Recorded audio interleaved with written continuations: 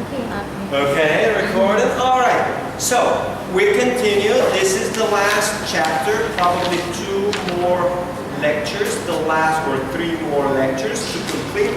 This is the last chapter in this course.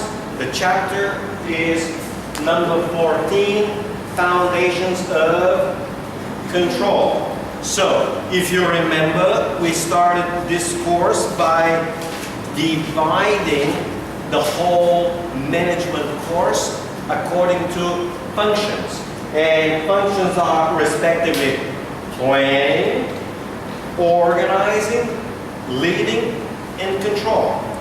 We just finished chapter 9 and 10, which were the chapters on leading, and they were respectively individual behavior and group behavior. Now we're moving to the last chapter of this course, and this is the last function. We're going to cover only chapter 14, Foundations of Control, and that's what we're going to do. We're going to have a relatively short lecture on this one today, but very little time left. So we begin with what is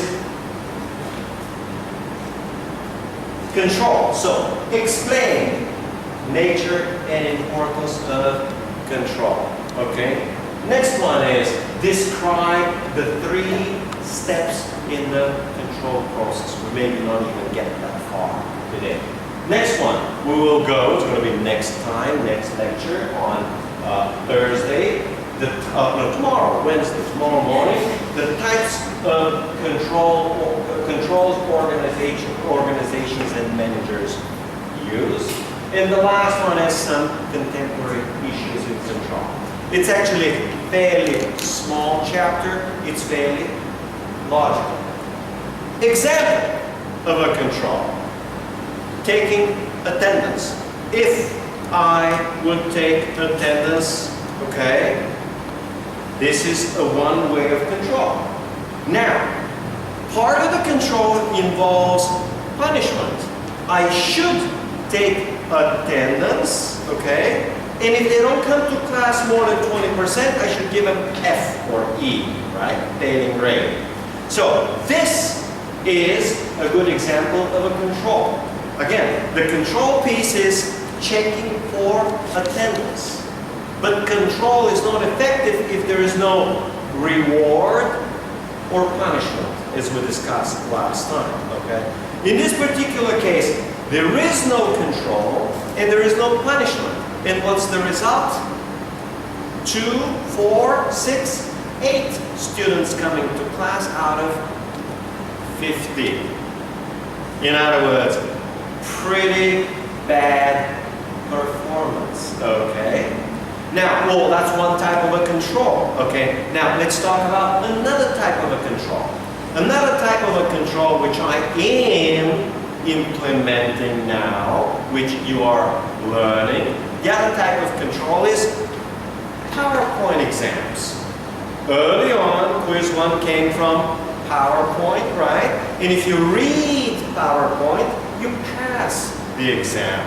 Well, what I learned was that, these people don't read the textbook. They don't study from the textbook, but they have to and they need to, okay? So, the exam and the quiz will not be coming from the PowerPoint. And now we got a control. And what's the control? Control is quiz number 3. And what's the punishment? The punishment is most students fail on the exam, right? Now, what is the promise that you get? The promise that you get is that the final will not be coming from PowerPoint, okay? And the final will be also practical or applied. It's going to be 2 questions about restaurants, 2 questions about hotels, okay? And all of those things, okay? Well, what's a simple control system in a hotel, okay? So, or what is a control system? Part A. And how do we apply it to a hotel, all right? But the idea is you need some sort of a control. That involves any type of work, even at home, okay?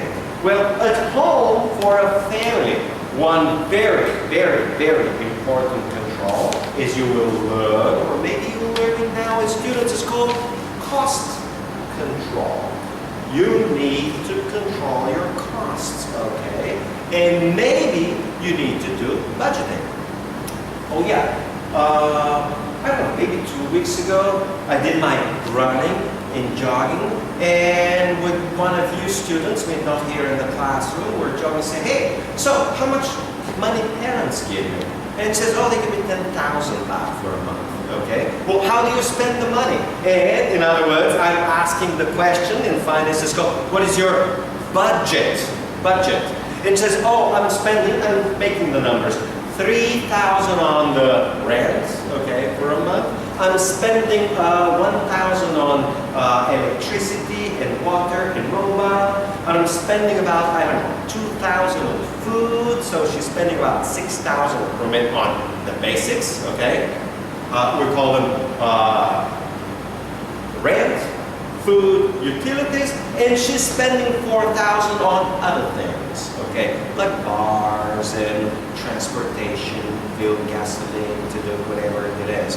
So, she has to have cost control. She has to be very concerned, and that's one type of a control, is a cost control.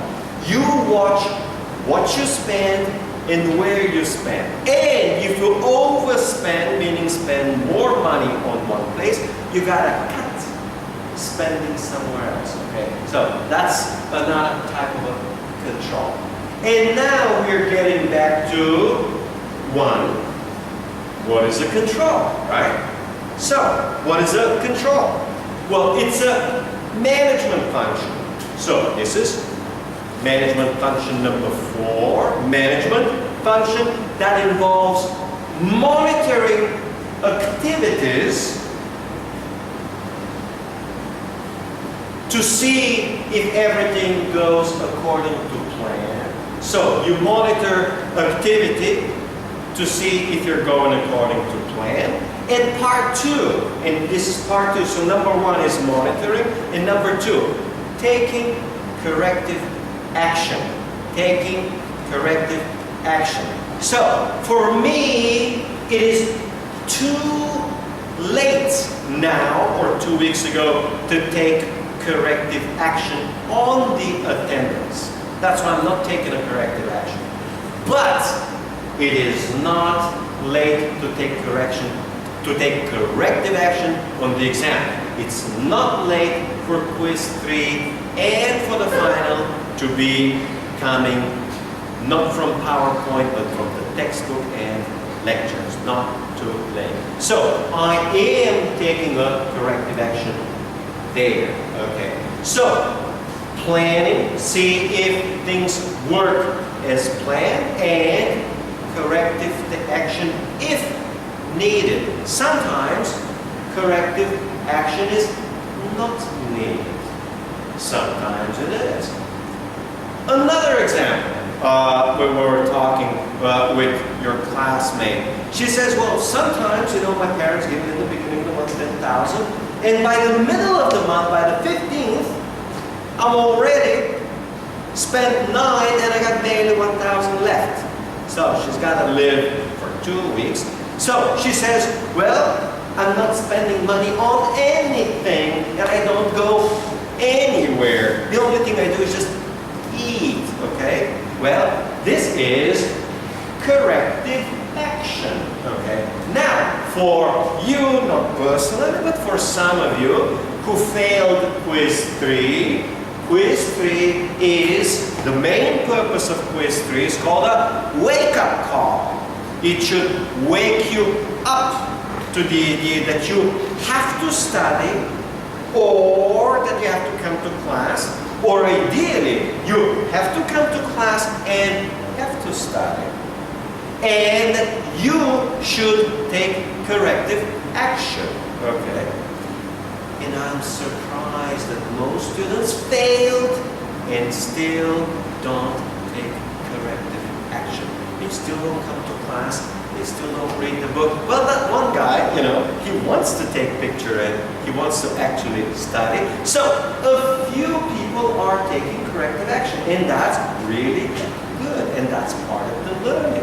And part of the learning here is that if you don't take corrective action, you will fail, okay? And failure is good. And failure means that you get feedback from me during the semester, and now part of the feedback is, oh, I need to take corrective action, meaning need to learn to study from the book, need to come to class and pay attention, or at least go to YouTube, right, and watch the video later, okay? So the corrective action is actually either come to class or watch the video, okay? That's why attendance is not as important here. Not as important because we record everything on video. But the corrective action must be, well, at least I gotta watch the video, all right?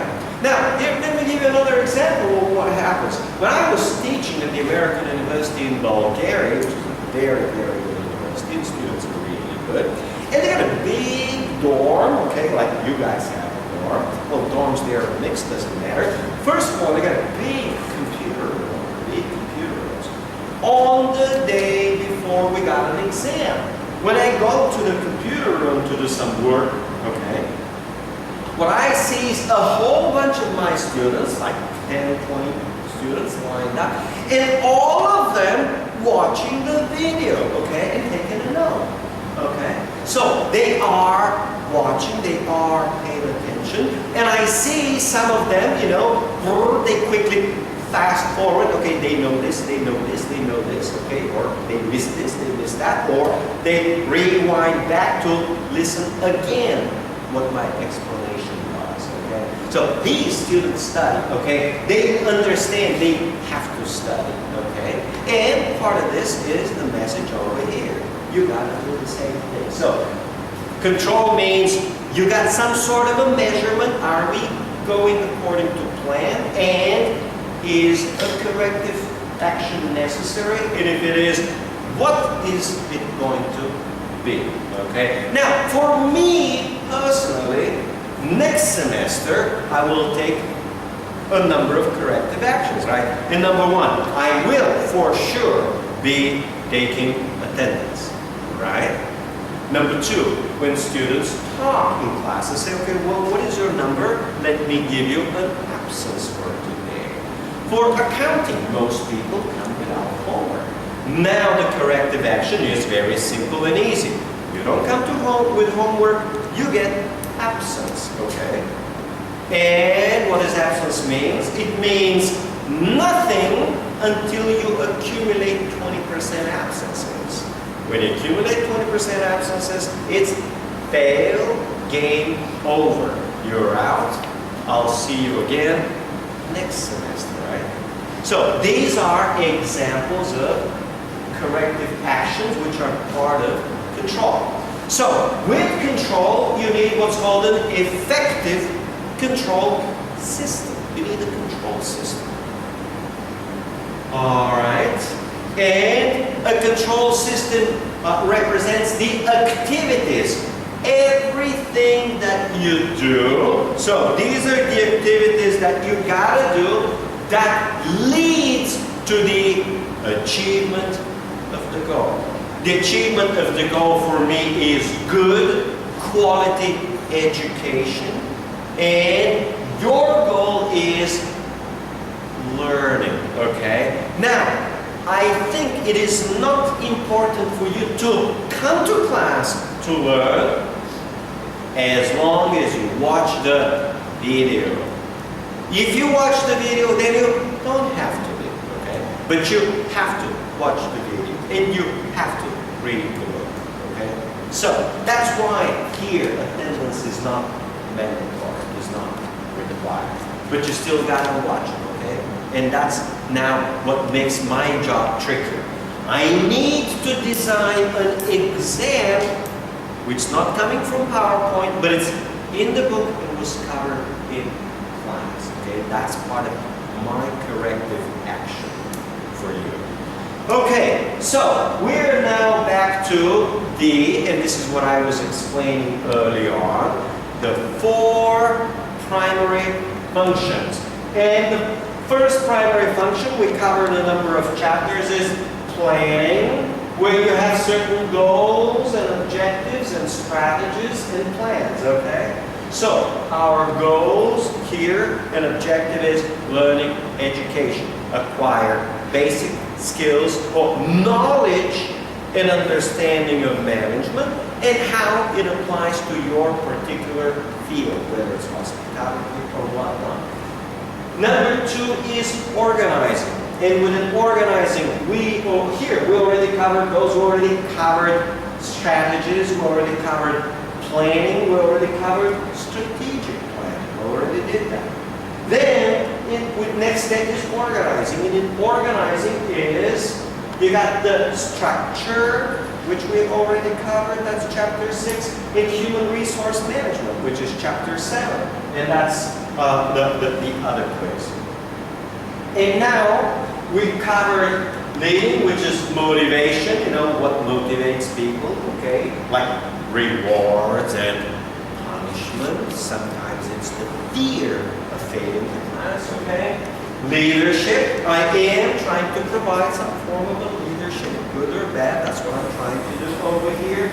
Communication, I'm trying to communicate as much as possible, including with LMS system, the video in class. You all have email. You can send me an email to my Gmail. You all know, okay? And then we have individual and group behavior. You all have individual behavior. You also have group behavior, a little bit of a teamwork, which is part of the learning for this course. Teamwork is you got 2 people on the team for the exam. And the simple question, well, why 2 people and not 3? Why not 3 people on a group for the exam? And the answer is 3 people always makes for free riding, for social loafing. When you got 3 people, one of them always doesn't want to work, and one of them always is just using the group to get a better grade. Okay, so 3 people on an exam has too much of the free riding problem. Even 2 people has a little bit of the problem, but the problem is small. With 3 people, the problem is huge. Okay, so 3 people is not allowed because 3 people means that one of them almost always is not going to be working any good. Is not going to be working any hard. Okay. So that's the leading part, and now we get into the controlling part. The controlling part means standards, okay? Part of the standards and part of the controlling part here is we got a little syllabus. I have to cover exactly 10 chapters. So we want to see, did I cover all 10 chapters in this class, or I cover maybe 9, okay, or 8? So, you need to measure. First, you need to provide what the standard is. Say, this is the standard, this is what it is. Then we need to have some basic measurement. What are we measuring, okay? That's for me. For you, the measurement is how many points you got on the quiz, how many points you got on the midterm, how many points you got on the, or will get on the final exam. So you need some form of a, well, any control system needs a form of measurement. You also need some comparison. For you, what's the comparison? Well, I've been very, very good and generous, and the comparison is simple. You get 80%, and the comparison is good as A. You get 50%, and you pass with D. So, this is part of the standard and part of the comparison. And also part of the comparison is, I got only 7 points, right? And they say, oh, you did very well. 7 points, really, really good. You're one of the best students in class, right? Yes, 7 points for quiz number 3 makes you one of the best students in class. Meaning you did very, very well. Again, relative to all the other students, okay? Of course, you could have done a little better and all that, but you did remarkably well, nothing wrong with that, okay? 7 points was really good relative to all the others, okay? They say, oh, the exam was difficult. No, no, no, the exam was easy. It was not coming from PowerPoint, right? Okay? So it's not difficult. It's difficult for those who study from PowerPoint. But those who study from textbook or come to class, not difficult at all. Ask those guys over there in the back, right? Right? Was it difficult? No. You see, no. All right. Oh, thank you. Right? You see, no, not difficult. The exam was actually easy. All right. It just not from the textbook. So, and you need actions, which I described and explained at length as corrective actions. Okay? So, controlling is about imposing standards, providing measurements. You have some comparison to see, are we up to standard or not up to standard? And finally, providing a corrective action. So, when we have quiz number 1 coming from PowerPoint, you were up to the standard of PowerPoint, right? But no much better. Well, now, most of you discovered that you're not up to international academic standards, okay? Because international academic, if you're going to be global students, you can't compete with PowerPoint, okay? The world doesn't run on PowerPoint or from PowerPoint. So, this is for you, the comparison said, oh, you or most of you need to take a corrective action, all right? Okay, so that's the control, okay? Let's see what we got. So, the value of control. Let's see if we got it or don't have it. No, I don't have it. PowerPoint, no good. Alright, so, what is the value of control? The value of control comes in 3 things. Number 1, it makes planning more valuable. In other words, there is not much value in planning unless there is a control, okay? There's no point to plan if you're not going to control, okay? And there's no point to plan if you don't control and don't take a corrective action, okay? So, it makes planning really worthwhile, okay? Otherwise, planning, why bother with planning, right? Number 2 is it empowers employees. It empowers employees. Control system empowers employee. A good control system will allow the employees to do what they're supposed to do, the way they're supposed to do, but will check if they're doing okay or not doing okay.